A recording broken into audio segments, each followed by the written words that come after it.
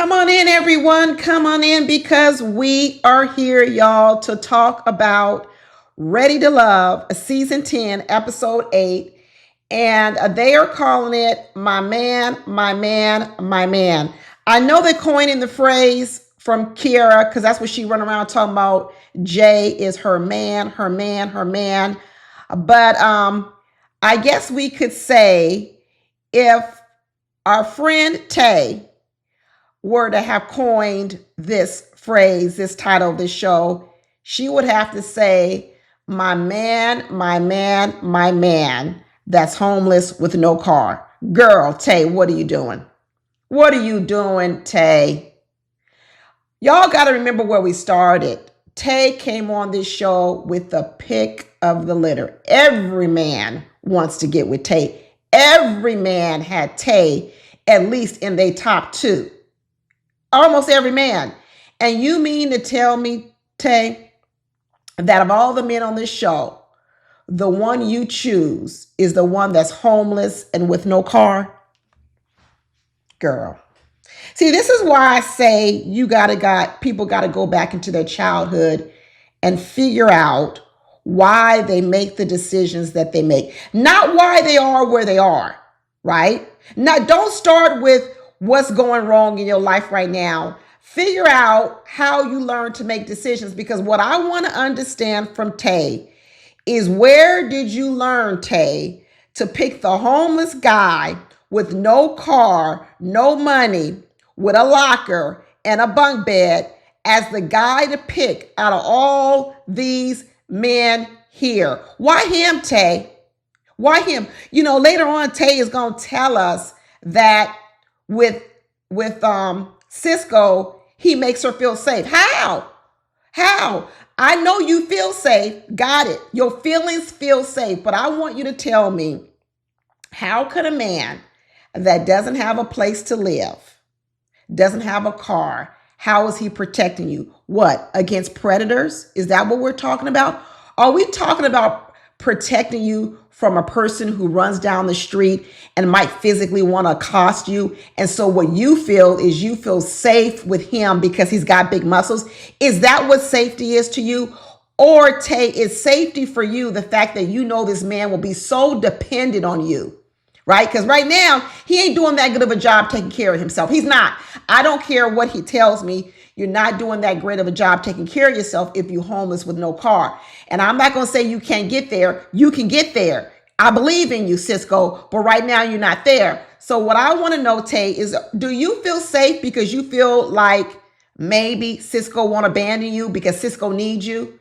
Because once Cisco gets in your house and lives in your house, he can't leave because he ain't got no money to leave and he ain't got no car to drive away in. So that's why you feel safe. You feel safe that you won't be abandoned. Well, now you got to ask yourself, look how you're making decisions. So when you start saying you've been in all these bad relationships and these men were trash, maybe you picked them for the wrong reasons, because there ain't no reason in the world, Taye, that right now you should be choosing Cisco. Maybe in 5 years, Cisco will be a good choice. I don't know. But right now, right here, today, homeless with no car, as a liaison for housing, which is probably a job the housing authority gave him because he was already in the system and said, hey, we can give you a job. We can give you a job. We're going to give you supplement to live somewhere, but we can also give you a job. There's just no reason for it, Taye. Maybe that's why you became a nurse. Is that why you came to be a nurse, Taye? Because you running your own, basically your own hospital? You know, hospitals don't turn anyone away. You show up at the hospital sick, they're going to treat you. Even if you don't have insurance, they're going to treat you. They're going to treat you. It's the law. They can't turn you away. Is Taye running her own trauma center where she don't turn men away? She takes in all the wounded, all the sick. She don't ask no questions. She asking the wrong questions. A lot of people over here asking questions like, what do you do for fun? What do you like to do on the weekends? People need to be asking, what is your largest childhood trauma and how do you think it affects you here today? There's a question for you. You getting bored with conversation? You're not learning enough about the people you dating? Ask that question. That'll open up some doors. That'll open up some real conversations that'll last a long time. Forget about whether or not you like cream in your coffee. Forget about do you like cheese on your tacos. Forget about do you like lemon pepper wings or do you like buffalo wings or spicy wings. Forget about them questions. Ask them, what is your largest childhood trauma and how do you think it's affecting you here today? Because I'm going to tell you who else got childhood trauma that's affecting me. Some of my viewers, everybody got on me last week. Not everybody, but a few of you. And I'm going to talk about it because you know what? Everybody said, why did Auntie Deborah overlook the fact that Jules, which is Kiara's boyfriend, was a childhood predator on her? I was like, did I hear Jules say that, yeah, I waited till she was of age before I made a move on her? I heard him say it. And did I think it was creepy? I did think it was creepy, but y'all went too far. Y'all, and let me tell you how your trauma is playing a role in this. First of all, you disregarded the whole first part of the conversation. And I'm going to tell you how I viewed it. The way I viewed it was there was a young girl who was, I think she was 9 or they was 9 years apart, whatever. She was young. That's Kiara. She had a crush on an older boy who was 9 years older than her. It was her friend's brother. Inappropriate for that young girl to be having a crush on a man that much older, but she had it. She sure did have it. And what Jules said is, I recognized that she was too young, so I didn't do nothing with her, even though she was a young girl having a crush on me. We've seen that before. Y'all probably had a crush on an older man. But y'all gonna call Jules the predator, but some of y'all had a crush on an older man, and guess what he didn't do? He didn't wait till you was of age. So now all of a sudden, all your childhood trauma is coming back in this scenario, and you're accusing Jules of doing not what he actually did, of what somebody did to you. What Jules said is she was too young for me to even entertain anything with her, so therefore I waited till she was older. Now, you might say the fact that he said it was creepy, but at least he practiced some restraint. Some of y'all had a crush on an older guy and he didn't practice no restraint. So now you mad at Jules. And here's another thing. Even if I roll with you that he was a childhood predator and he preyed on Kiara, then I got another problem. Here's the problem I got. It's the same problem I had with a lot of people, the Cassies of the world. You mean to tell me you was preyed on as a little girl by a semi-pedo person like Jules, and you mean to tell me now here in 2025, you still got him hanging around? He's your best friend. You even having him come vet new people in your life? Y'all be looking at the wrong doggone thing because you got your own childhood trauma and you're projecting onto Kiara. Kiara didn't say she was a victim. In fact, when that man said Kiara was fast, that's what it is. Back in the day, that's what we call them. Kiara was fast for her age, going to church, but was fast. And what she did was she was up here with a crush on a teenage boy or an adult boy, whatever he was, whether she was 9, he was 18. I don't know what the hell it was, but she was fast. Okay, that's what was going on. But now all of a sudden, y'all want to put it on Jules. Was he creepy? I told you he was creepy, talking about he wished Kiara would grow up and she too materialistic. Everything he said was out of bounds. I said that. But listen, let me tell you something. People need to go back in their own childhood and really see how your childhood trauma is affecting not only the way you see things, but the way you interact with other people out here in the world. That's what you need to do. And right now, I really want to know, Taye. I really, really want to know, Taye. Is this why you became a nurse, to take in all the sick and the wounded, to turn no one away? Is this what you did? Do you work in a trauma center? What is going on? Why, of all the men that are here, that all wanted to go out with you, you are beautiful, you were smart, you was kind. I sound like Celie from Color Purple. You all these things. And you mean to tell me the person that you choose is Cisco, homeless with no car because he got muscles. And you feel as he's the one that can protect you the most. Muscles. Were you physically abused? Were you physically accosted? What is it about Cisco's physical presence that makes you feel comfortable? You see, I don't know what's going on with Taye, but I'm going to tell a lot of women this. I said this on my last video. Have y'all watched my video recap on Heart and Hustle from the new show that's on TV?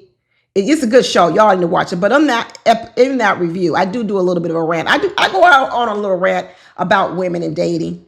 And I start talking about Black women need to really start to investigate their dating techniques. Their dating techniques are out of date. And a part of me believes that a lot of Black women are chasing Black men to get the love that they didn't get from their own Black fathers. That's a part of me that believes that, because I don't understand the fact that women continue to chase men that are not ready for marriage or relationships. Why that man?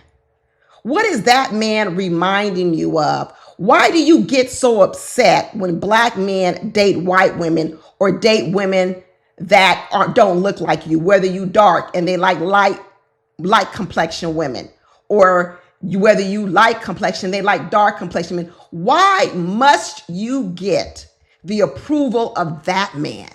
You see, I think a lot of people out here in dating, a lot of Black women have decided that they don't want to look outside their race. They don't want to look at different men that might have different characteristics that are more suited and fitting for marriage and fatherhood, because secretly they are still chasing the love of the father that they never had. That's just what I believe. Because for you to hunt something down for 20, 30, 40 years, like some of these Black women are doing, what is the prize? What are you seeking? And no matter what these men do, say, become, you still want to chase them. Why? What wound are you trying to heal? And sometimes I believe the reason why it's got to be a Black man is because their daddy was a Black man. And if I can get the love of this Black man, then I will know that I'm worthy to be loved by a Black man, because my daddy didn't love me, and I need the love of a Black man, because I can't get the love of an Asian man, a love of a Indian man, a love of a white man, a love of a Hispanic man. No. It's got to be the love of a Black man, because all them other men, they won't really fulfill the hole in me, and the hole in me is my rejection, my abandonment, my loss of love by my Black father. See, some people really need to look at why you make the decisions you make, and then stop blaming other people for your outcomes, because your outcomes are a direct act of the decisions you made. And if you are making decisions with wrong information, wrong data, wrong points of view, the outcomes are going to be wrong. They're going to be wrong. I know this was a long rant and a very early introduction, but I was just dumbfounded with this episode when it comes to Taye. I'm telling you, there's a lot of women out here who can say, well, the reason I don't have a man is because I'm overweight, or because this, or because that. Taye got the pick of the litter on this show, at least. And look what she's still choosing. And I'm not saying Cisco ain't a nice person. Don't get me wrong. I'm not saying that he's not a kind person or a caring person or he has bad character. What I'm saying is he's at a spot in his life where he shouldn't be considered for no serious long-term relationship. And you shouldn't be running around talking about you feel safe with Cisco. What? Safe if you was out on the street, sleeping in a homeless shelter, in a tent, he can protect you from other homeless people? Give me a break.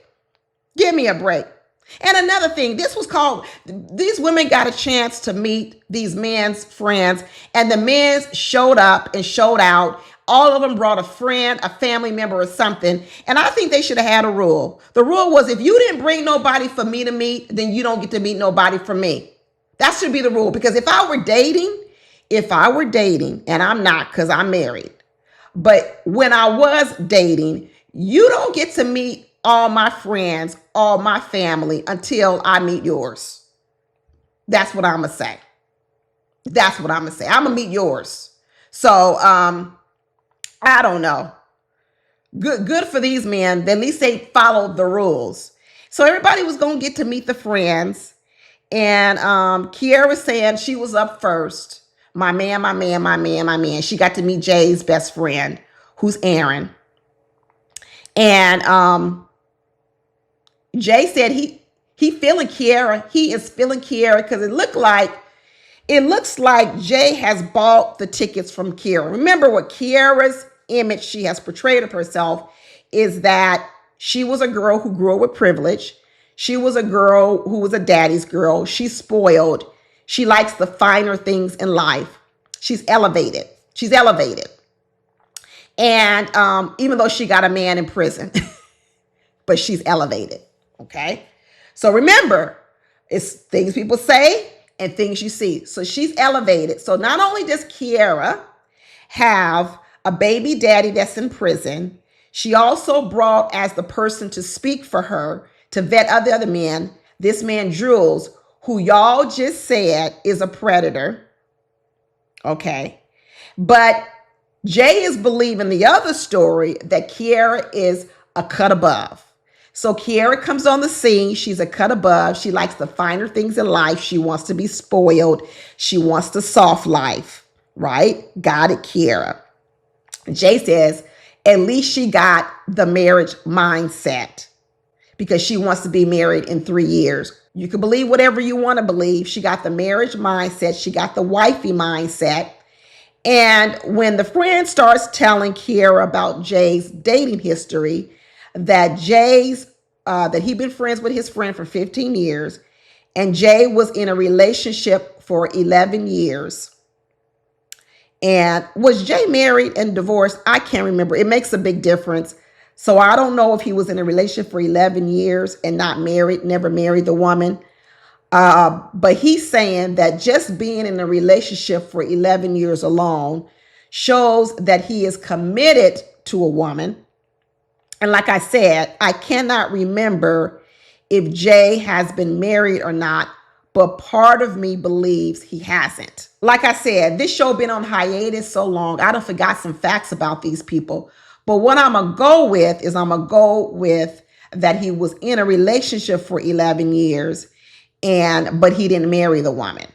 So Jay thinks that's a green flag, but it's a green one and a red one at the same time. That's great. You was in a relationship, but why you date a woman for 11 years? It sounds like you had 2 kids with her and you never married her. Why not? Because maybe Jay wants a more elevated woman like Kiara says she is. Maybe his baby mama was from the sort of same socioeconomic group as he is.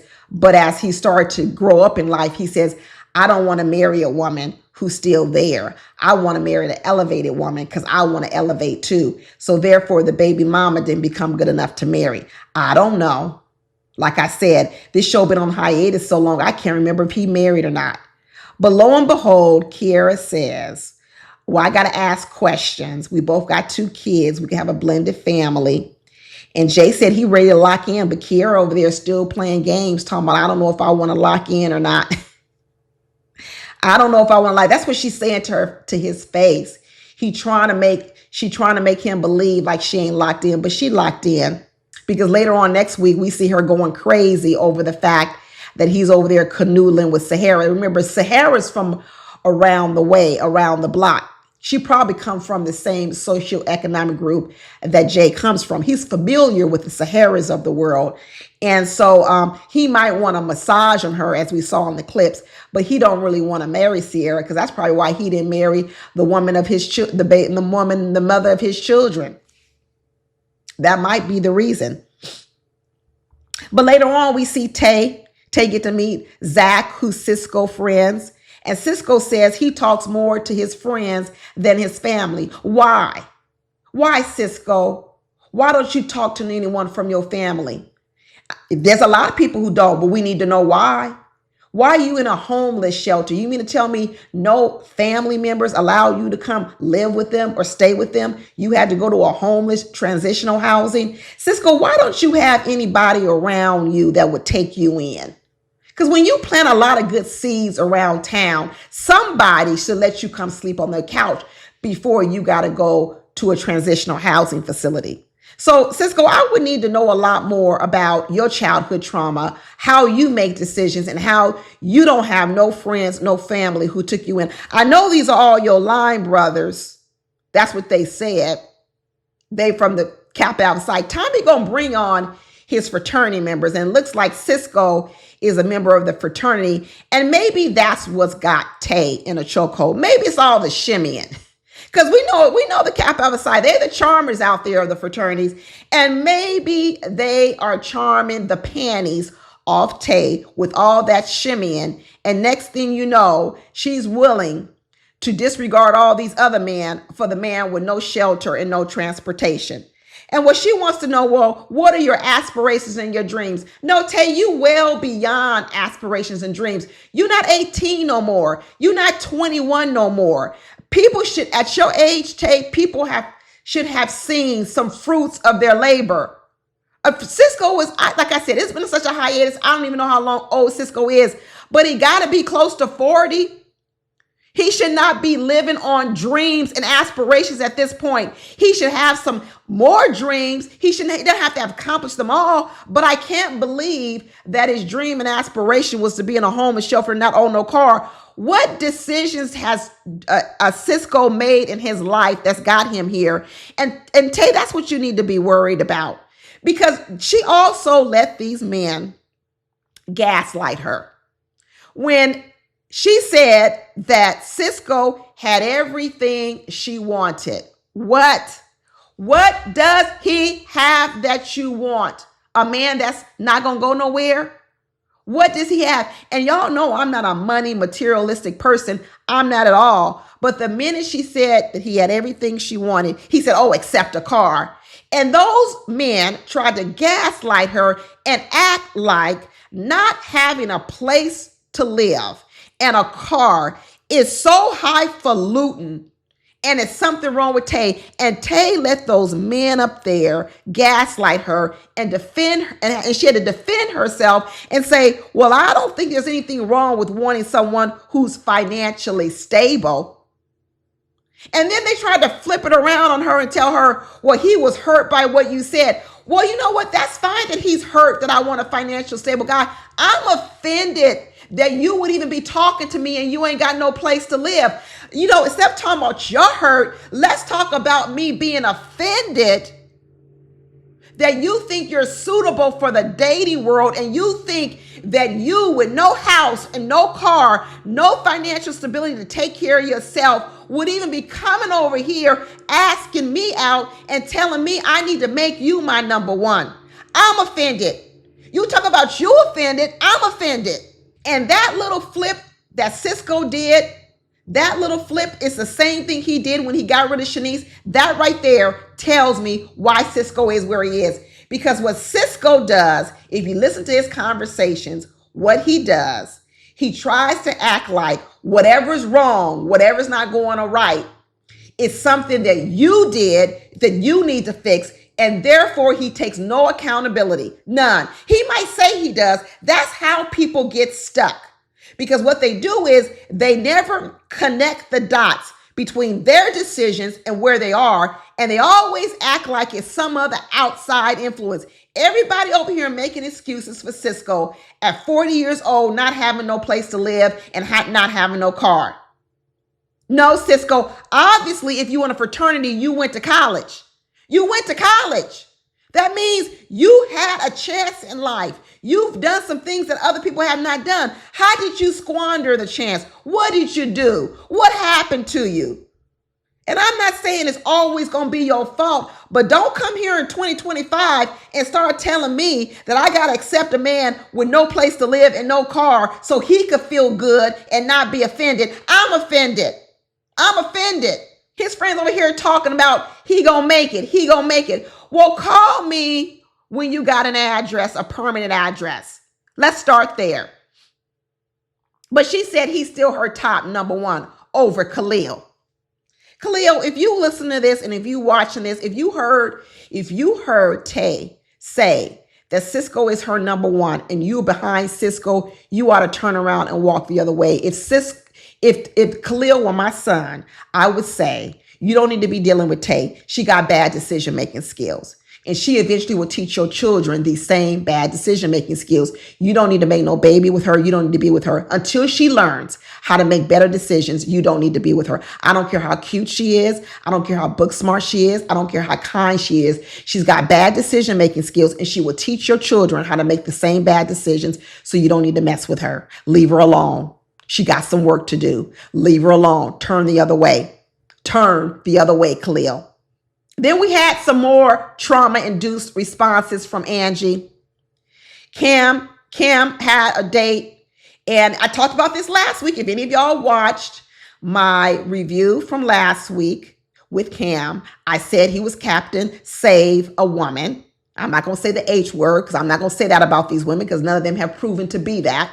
But he's Captain Save a Woman. And lo and behold, what did we see? You think I was surprised that the person that came as Cam's friend was a woman? You think I was surprised? No, I wasn't. I wasn't surprised one bit. And I told y'all, I said the problem with men who like to save a bunch of women is, do they like to just save you? Or do they like to save all women? And there he was sitting at a table with 4 women. He didn't just invite one woman. He invited 3 different women. He invited Angie. He invited the woman, his friend. He invited Rose, and he invited Sahara. This is going to be for the Olympics of the woman who needs the most saving, and that's who Cam is going to like. So first of all, I'm going to say this. Rose, he's not a choice for you. I said it before, Rose, that he is not into Jesus Christ. He don't want to go to church. Why are you still here? Second of all, you just said that you like to rescue people too. That's what you've been telling us all this time. You love to take care of people. He just told you, I don't feel comfortable with no woman taking care of me because I like to save people. You are not a good match. You are not a good match because he won't feel good with you, Rose. Because you, just like your other boyfriend said, you do too much. You do too much smothering. You do too much taking care of. And Cam don't want to be taken care of. He wants to feel like the hero. You're going to make him feel like the weak person because you're going to want to be taking care of him too much. Like I said, why are you still here, Rose? Why are you making these decisions even when all the evidence is in front of you? You see? You know who Cam gonna like the best out of these 3 women? Sahara, because she needs the most saving. That's what I'm predicting. Out of all these women, it's gonna be Sahara. She is the one in most need. She is the one who's wearing her scars and her trauma the most on her sleeve. You see, Angie, she got a lot of trauma too. You see, it was coming out. But Angie keep hers buried. Angie told us later on that she is one of 11 kids, and all them siblings are always calling her for something. She says she is overwhelmed with the amount of people that need her help. She is overloaded. 11 kids. She say she don't want no one taking care of her. She want to call all the shots. Well, when you become one of 11 kids, of course you had to learn to take care of yourself, because I really doubt there was somebody who was able to really take care of you. How do you take care of 11 kids? I don't believe it can happen when any large degree of a goodness. It's hard. People struggle taking care of 2 kids. So of course, Angie had to grow up fast, had to learn how to take care of herself, right? And so now here she is an adult. She don't know no different. So even though she don't have 11 kids herself, she got 11 siblings, and she just repeating the cycle the same way over and over again. Like I said, people need to figure out why they are the way they are and what's going on. Angie, instead of you deciding out here in the world that you don't want to get a man that also wants to help you and take care of you, because you want to stay in this role of caretaker for everyone else because you stuck, you will need to free yourself from that job. If you got 11 brothers and sisters, somebody else going to need to step up. You cannot do it all yourself. You're going to have to free yourself from that role, because if you do not free yourself from the role of, like you said, your phone ringing all the time to help 11 brothers and sisters, you will not be able to concentrate on your own life and find the love you need, because you would be so busy taking care of and trying to love on everyone. Sometimes it's like they tell you on the plane. Sometimes you got to put your own mask on and save yourself, before you have the ability to save others. And right now, Angie is out here darn near destroying herself to save all these other siblings. And as a result, she is slowly dying herself, choking herself off from the love of another person. And like she said, anybody who gets with me is going to have to deal with all this. That's why nobody's going to get with you. Because who the hell would sign up to be your man when you just said you got responsibilities for other 11 grown ass adults?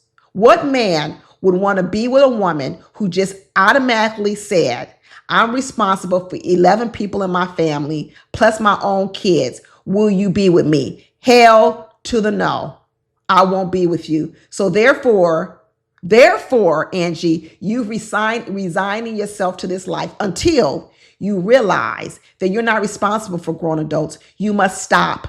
I don't know who put you in charge when you was young. Are you the oldest of 11? Where do you fall? Where did it become that you had to do all this? Who guilted you into now being responsible for 11 grown ass adults? You need to stop. You need to stop listening to them. You need to get yourself away from them, and you need to craft a life for yourself. That's all I'm saying. All these trauma decisions. So now you got Angie out here picking men based on whether those men can handle her life of taking care of 11 grown ass adults. Girl, get the hell out of here. Get the hell out of here. And Cam running around here, the fire paramedic, saving everybody. We got Taye, the nurse with the trauma center open. We got Cam with the ambulance rushing women to the trauma center that Taye has. Goodness, people, get some therapy. And then Angie said after all this, after saying she don't want no man to take care of her, then she had the nerve to tell Cam, I need him to take more initiative. What the hell? Take more initiative? Girl, no, ain't nobody doing that. Ain't nobody doing that. Sierra said, you better choose wisely, Cam, because I'm not going to sit up here and be with no harem of women. You better figure out what you want and choose wisely. Don't worry, Sahara. If he going to choose any of these women, I'm putting my money on you because you're the one in the most need. You're the one that's going to make him feel the best. You're the one that's going to make him feel like he rescued somebody. So it might be a toxic way he chooses you, though. That's what I'm saying. Be careful, Sahara, that you want to be chosen by Cam because he's the one that wants around and be a savior. Be careful, because sometimes you're chosen for the wrong reasons. The wrong reasons. Then we had Deanna. She got to meet Khalil's friend, Brian. Taye was there too. She still run around. Taye still run around saying Khalil was her number 2. Khalil run Khalil. Then they start talking about, do you want to call me? And Deanna said, I don't mind if my man don't call me every day. Girl. She said, it ain't no problem. Taye said, that's going to be a problem for me. I know it's a problem for you. I know it's a problem for you, Taye, because not only do you want your man to call you all day, probably every day, you want to make sure he don't even leave you want to make sure he don't even leave like Cisco. You want to make sure he ain't got no money and no car to leave. Taye said she don't even want you to have a cell phone. She don't want you to have no housing, no job, no car, and no cell phone. But I want you to have some dreams and aspirations, but I don't want none of them to come true. Because if any of them come true, you might leave me. Girl. Taye, girl, what are you running over here? But in the end, Khalil liked her answer better than Deanna's answer. Who would like Deanna's answer? What man on the continent would like Deanna's answer, which says, you can call me if you want, but if you don't, I don't care. You know, the only man that would like Deanna's answer is a man who don't like Deanna. Men who don't like you, yeah, they really don't want you calling them all the time, right? And I'm not saying all the time, but most men who like you, if you don't check in with them or they don't check in with you once a day and they not wondering what you doing or where you are, girl, that ain't a good sign. If your man don't call you at least once a day, come on now, once a day, or text you and ask you what you doing, what you doing, Where are you? How's your day going? Something. That means he ain't thought about you all day. And you say that's okay with you, Deanna, because that's who Deanna is. Deanna got a wall larger than that wall firefighters have to run up and down when they train it. I know she a cadet trainer. You got to run up and down that wall and climb the wall. That's how big the wall is with Deanna. It's huge.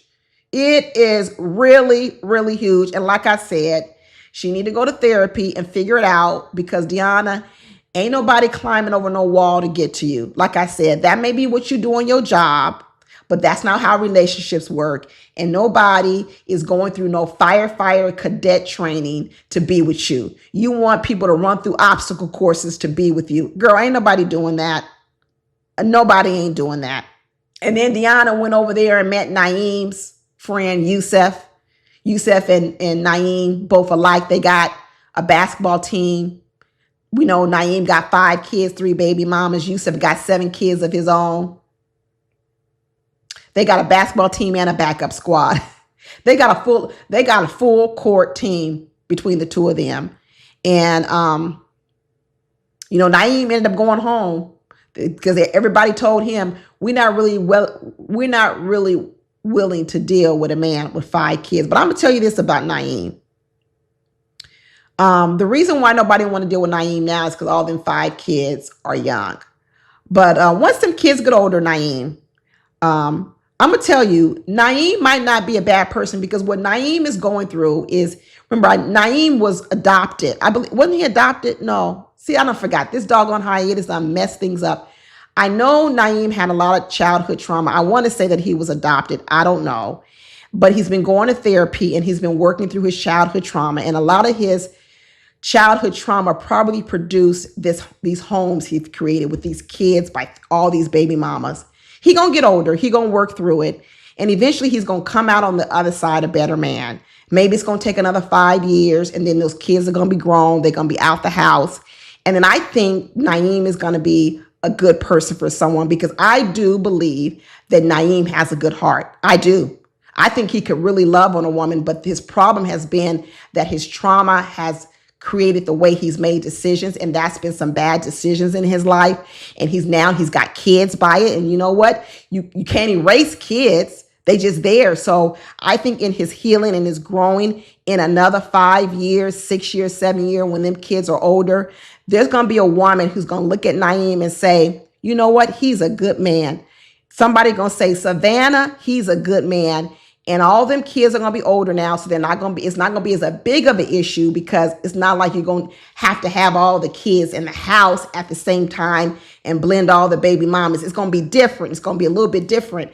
And I'm going to tell you that in some more years, Naim, I think he's a good man. I think he is. But the other person who I want to get into their childhood trauma is Hussein, because Hussein and Rose come out. Hussein checks all her boxes. And he brought his 3 friends from college. She said he checked all her boxes except the fact that he don't text back. And she wished he had better response time. And he got a wall up. Well, we already know that Hussein came from a troubled past too. He lived in some type of transitional housing, home for boys, something like this. And he up here got friends. This other person talking about he's in a poly relationships, and this is Hussein's best friend. This is the influence in his life. Hussein don't really want to make no connection, but Hussein got a high sex drive. Well, he probably does have a high sex drive, because he don't know how to make no emotional connections. So what he uses sex for everything. You see, when you don't know how to make an emotional connection, you become overly reliant on sex to be the way that you connect with a woman. Because remember, you don't want to bring no emotion to the relationship. So what else?